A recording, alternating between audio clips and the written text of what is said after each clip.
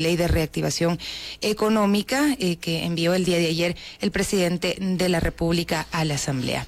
Vamos a continuar nuestro diálogo el día de hoy en Jaque Mate con nuestra siguiente invitada, es Carol Murillo. Muchísimas gracias por acompañarnos el día de hoy, pues para analizar la coyuntura política tras la sentencia al vicepresidente Jorge Glass. Usted es catedrática universitaria y pues analista política también. Caro, ¿qué implicaciones tiene en el país y en el panorama político esta sentencia que se le impuso el día de ayer al vicepresidente Jorge Glass por el delito de asociación ilícita? Muchas gracias, Sofía, por la invitación a los tiempos en Radio Pública. Bueno, uno podría pensar que la sentencia de ayer tiene ribetes jurídicos. Toda la campaña que se ha hecho durante los últimos 6 meses del gobierno de Moreno ha implicado que se cree en el imaginario del Ecuador que atrás de la sentencia hay todo un proceso jurídico absolutamente regular. Y eso no ha sido así. En realidad lo que hubo ayer fue una sentencia política y mediática contra el vicepresidente al margen de que su participación dentro de un caso de corrupción tenga verosimilitud y realismo político y realismo corrupto. De tal manera que las implicaciones son gravísimas, y son gravísimas porque tenemos 6 meses de un gobierno que ha implantado en el país una serie de verdades únicas, no solamente a través de declaraciones políticas, de vocerías de sus más altos miembros, sino a través de una especie de matriz mediática de medios públicos y privados acerca de lo que es la corrupción y de lo que no es corrupción. Y eso se expresa sobre todo en lo que va a ser la campaña sobre la consulta popular.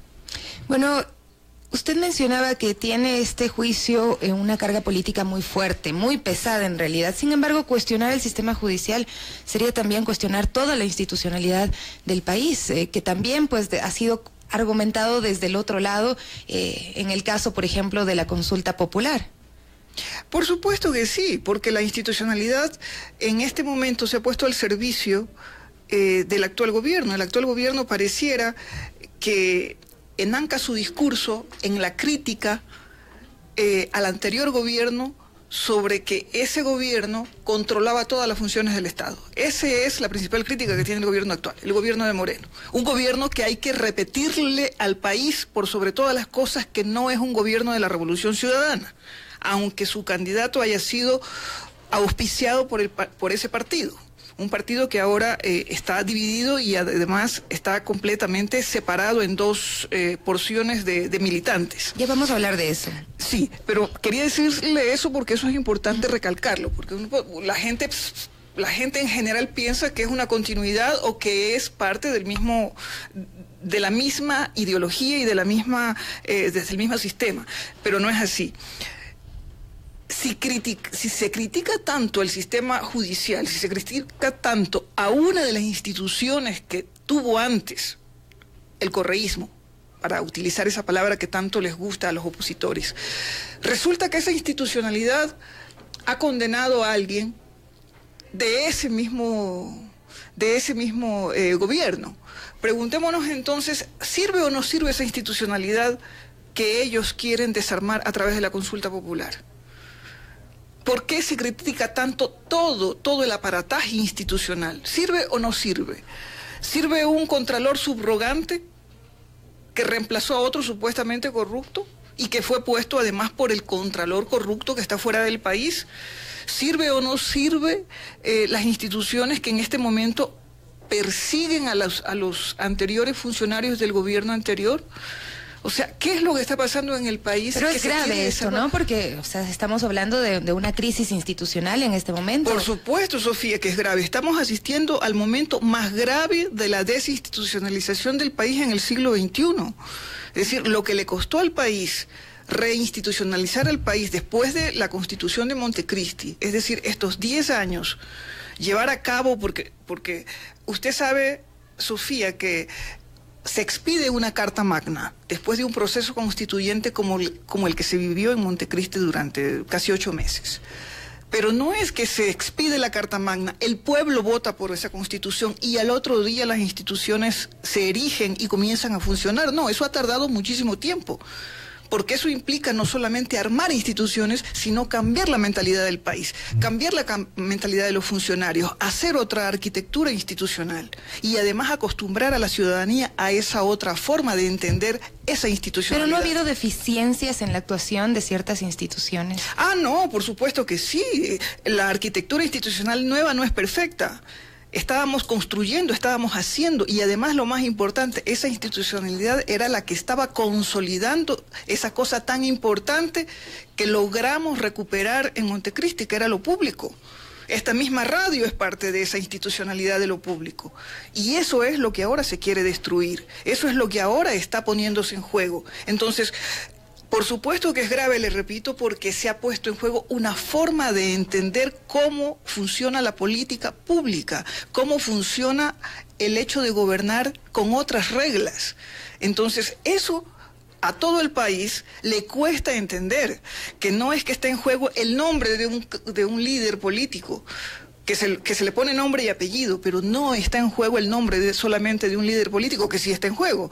Lo que está en juego es una forma de entender la vida política de un país, el sistema político del país y una concepción, Sofía. O sea, es una cuestión de concepción, de práctica política, de entender cómo nos arreglamos las cosas para decirlo en términos clásicos, cómo hacemos el nuevo contrato social del país. Nosotros hace 10 años...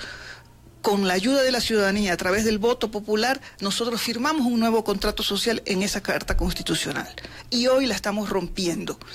Y esa ruptura se va a, digamos, vamos a hacer el último toque para romperla completamente el día que votemos el 4 de febrero, si es que la población no está lo suficientemente informada para saber que ese día la consulta popular, si gana el sí, se rompe la Constitución. Sin embargo, el presidente Lenín Moreno argumenta en este caso que los cambios que se dieron a la Constitución también no fueron consultados con el pueblo, en el tema, por ejemplo, de la postulación indefinida o reelección indefinida, entre otros. Bueno, entonces, ¿por qué la Corte Constitucional, que estaba en ese momento habilitada para hacer esas enmiendas constitucionales? Acordémonos que fueron enmiendas constitucionales, y acordémonos que en la consulta popular hay una parte que es consulta popular y otra parte que es un referéndum, porque eso también hay que aclararle a la gente, y hay que aclararle que tienen unos anexos en letra pequeña que complementan a las preguntas, y que en esa letra pequeña está la trampa de la consulta popular. Eso debería también saberlo la gente. Entonces, digámosle algo al país. Si queremos cambiar, yo puedo entender que nosotros querramos que la gente vote, pero no reformemos la Constitución a través de una consulta popular. Digámosle a la gente que es necesario en este momento hacer una asamblea constituyente. Pidámosle a la gente que cambiemos la Constitución de Montecristi, mejoremos la Constitución de Montecristi, depuremos la Constitución de Montecristi, pero no lo hagamos con una consulta popular tramposa. Expliquémosles a las personas por qué el Consejo de Participación Ciudadana ha fallado, porque es una parte fundamental de la función de control. Es decir, no es una institución cualquiera autónoma por ahí suelta, es una función del Estado. Y una función del Estado no debería ser reformada a través de una consulta popular que habilita al presidente de la República por un tiempo poner a dedo funcionarios que son los que van a controlar las cosas fundamentales, la Contraloría, la Fiscalía, etcétera, todo lo que ustedes saben. En un momento, se pensó que el presidente Lenín Moreno, quería deshacerse más bien del Consejo de Participación Ciudadana, o sea, eliminarlo como una función. Para eso se necesitaría una asamblea constituyente. ¿Por qué no se arriesgó el presidente Lenín Moreno a hacer un llamado a asamblea constituyente? Bueno, yo no podría responder por qué no lo hizo el presidente. Podríamos preguntárselo al señor Mangas, pero parece que ni siquiera las personas cercanas al señor Lenín Moreno después del lunes están autorizadas para darle pensando. No lo sé, porque le tienen quizás miedo a la población en este momento de enfrentarla a un verdadero debate. O sea, debatir sobre una nueva Carta Magna acerca de una función que ha sido tan insultada, tan difamada como es el Consejo de Participación Ciudadana es una cosa muy difícil. No es una cosa de decir sí o no, sino elegir a unas personas, elegir a unos asambleístas constituyentes para que debatan de verdad. no someternos, como vamos a ser sometidos durante todo el mes de enero, a una campaña perversa acerca de la corrupción, acerca de los violadores, acerca de la reelección indefinida, que no debería llamarse así, o acerca de la ley de la plusvalía, es decir, acerca de unas cosas que evidentemente la gente va a decir sí o no, pero lo que se pone en juego no es eso, lo que se pone en juego es una reforma constitucional que debería tener otro camino. Carol, yo le preguntaba qué implicaciones tiene en el país y en el panorama político esta sentencia que se le impuso el día de ayer al vicepresidente Jorge Glass. ¿Cómo queda precisamente ese ajedrez político con esta sentencia, una vez que se ha evidenciado una división muy marcada dentro de Alianza País y que otros actores también son parte de esta coyuntura? ¿Quiénes son esos actores? Bueno, primero la inestabilidad política, o sea, la sentencia al vicepresidente Glass es el primer ejemplo de persecución política a través de un entramado aparentemente jurídico. Y eso creo que marcaría el inicio de nuevas persecuciones políticas de un gobierno que quiere poner ejemplo de que cualquier persona que perteneció al anterior gobierno, por cualquier motivo, sin pruebas, podría ser perseguida. Segundo, que comienza la negociación por debajo de la mesa y tras bastidores sobre quién podría ser el nuevo vicepresidente o vicepresidenta de la República. Es decir, va a ser sometido al juego, al anterior juego de la Asamblea. Es decir, ¿y qué tan importante es esta figura del vicepresidente si es que es nombrado por esta terna, ¿no? O sea, designado en esta terna, nombrado luego por la Asamblea. Pero ¿qué tan importante o qué tanto representa en este momento esa figura? Muy importante. Mira, en el Ecuador la figura del vicepresidente ha tenido dos tipos de importancia. La primera importancia que tuvo en el pasado fue que siempre era una especie de conspirador a sueldo. Es decir, como se caían los presidentes por algún motivo, por pillos, por sinvergüenza, por lo que tú quieras, y asumían los vicepresidentes. Segundo, en la experiencia del gobierno de la Revolución Ciudadana correísta, el vicepresidente tenía unas funciones importantísimas. Las tuvo Moreno cuando fue vicepresidente de Correa y las tuvo Glass cuando fue vicepresidente también del presidente. Pero en el momento actual la adquiere por una razón más importante. Nadie sabe, por las debilidades que tiene el actual presidente Moreno, nadie sabe cuánto va a durar. Si está contento con la presidencia, porque él varias veces ha dicho que él no quería ser presidente. Lo ha dicho públicamente, él no quería ser presidente, que era casi un sacrificio serlo. El otro día llegó a decir que estaba odiando a quienes lo habían elegido, que esto era una cosa que le cayó casi del cielo. Y en este juego político y en estas formas de armar la política y en su debilidad política, es decir, en su relacionamiento con el resto de políticos del país, él no tiene una fortaleza. Cada día vemos que el descrédito le va creciendo, o sea, ya nadie está confiando en su palabra ni en sus diálogos. Y las últimas grabaciones del señor Mangas implican que la debilidad interna acerca de la credibilidad que tiene el presidente es muy poca. Entonces, es posible que dentro de unos meses la figura presidencial podría ser reemplazada. ¿Usted cree que esto podría llegar a suceder una vez que pues muchos decían también que el presidente Lenín Moreno iba a seguir los pasos de Rafael Correa o iba a hacer lo que Rafael Correa le decía y pues en menos de lo que canta un gallo no sucedió eso, se cambió lo que se pensaba que iba a suceder? Bueno, ya sabemos que él no es el continuador de ningún proyecto político. El proyecto político fue truncado desde el 24 de mayo, la Revolución Ciudadana que comenzó el 15 de enero del año 2007. No continuó el 24 de mayo, ese proyecto fue truncado, fue roto, hubo una ruptura de origen. Y el presidente Moreno tiene otros derroteros políticos.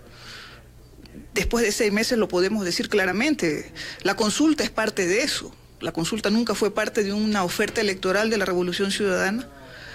Él tiene otra perspectiva y el escenario político, Sofía, después de la sentencia de Glass, el momento que se elija un nuevo vicepresidente o vicepresidenta nos aclarará mucho el panorama. Segundo, en el momento en que venga la consulta, dependiendo del resultado, si gana el sí, también será otro momento que aclare el panorama político del país. Entonces, y el 24 de mayo que se cumple un año del gobierno, nosotros tendremos otro escenario en el país. Tendremos una consulta que puede consolidar o no al gobierno. Si gana el sí, es posible que ciertos sectores opositores a la revolución ciudadana anterior, pero hoy aliados del gobierno de Moreno, estén pensando en la necesidad de una asamblea constituyente para volver al modelo anterior a Montecristi. Entonces, ese escenario es el peor escenario desde mi punto de vista personal. No estoy hablando en nombre de nadie, estoy hablando en nombre mío, en absoluto. Usted plantea pues varios aspectos, ¿no? Pero a mí me llama la atención de que en la ejecución ya de las políticas públicas, en lo que ha sido enviado a la Asamblea, pues no se ha visto que se ha alejado tanto de lo que se venía haciendo como políticas. Bueno, pero eso es parte del guión y del show. O sea, el gobierno ha necesitado tiempo, y fíjese usted que las cámaras de la producción y ciertos sectores de la banca y ciertos sectores mediáticos le están reclamando al presidente Moreno muchas cosas. Le están diciendo, te lo estamos perdonando todo porque le has dado prioridad a lo político y no le has dado prioridad a lo económico, todavía no toma medidas, porque claro, la prioridad política está primero en acusar y sentenciar al vicepresidente Glass, ya lo cumplieron. Segundo, en negociar la vicepresidencia y en tercer lugar, ganar la consulta popular. En el momento en que las prioridades políticas se cumplan, le comenzarán a exigir al presidente Moreno las cosas que a la derecha opositora del modelo anterior, al que pertenecía o decía pertenecer Moreno, debía ejecutar en su gobierno. Entonces hay un compás de espera que se ha hecho muy lento, yo creo que por la poca habilidad y además por el hecho de que en el objetivo político del presidente Moreno y de su gobierno no estaba la continuidad política. Entonces nosotros vamos a ver al verdadero gobierno de Moreno a partir del 5 de febrero. Es decir, en el momento en que se despejen las dudas acerca de qué va a pasar con la consulta, quién va a ser el vicepresidente y cómo se realineen las fuerzas políticas, cómo hayan resuelto, digamos, en los escenarios todos los que en este momento lo apoyan. Porque, Sofía, no nos llamemos a engaño. No está gobernando solamente el señor Moreno, están gobernando algunas fuerzas políticas de este país, están gobernando cuotas de poder de las viejas fuerzas políticas, y esas fuerzas políticas serán las que reclamarán el triunfo del sí. ¿En qué se evidencia eso, por ejemplo? Pues, ¿quiénes apoyan el sí en la consulta? Los apoyan los socialcristianos, lo apoya el señor Lasso, que además dice todos los días en cada medio que puede que él fue el proponente de una consulta popular, lo apoya el señor Bucarán, lo apoyan los señores de Unidad Popular, antes MPD. ¿Sí? Tiene unos aliados políticos, algunos a veces extrañamente gratuitos, que uno no sabe qué negociaron para tener ese apoyo. Lo apoyan ciertos sectores de Pachacuti. ¿Este apoyo no es más bien unir fuerzas de gente que simplemente no quería a Rafael Correa y quiere bloquearle el paso para que regrese? Vuelvo a mi teoría anterior, Sofía. Reducir la oposición a una persona, es decir, a Rafael Correa, es reducir la capacidad de análisis del modelo institucional de la Constitución de Montecristi. Y reducirlo nos hace pecar de no ver lo macro del país, de no ver el Estado, de no ver las políticas públicas, de no ver los grupos de poder, de no ver los intereses económicos, de no ver nuestras relaciones internacionales que se ampliaron en el periodo anterior. Es decir, es volver a ver el país de manera bilateral, de manera de relaciones con solamente ciertos países. Es comenzar a ver el país de la forma en que se lo veía antes. Es decir, lo reducimos a una persona o a la pelea entre Moreno y Correa. Ese no es un análisis que le conviene al país. Ese es un análisis muy de pelea de barrio, de los bravitos del barrio. Eso no es así.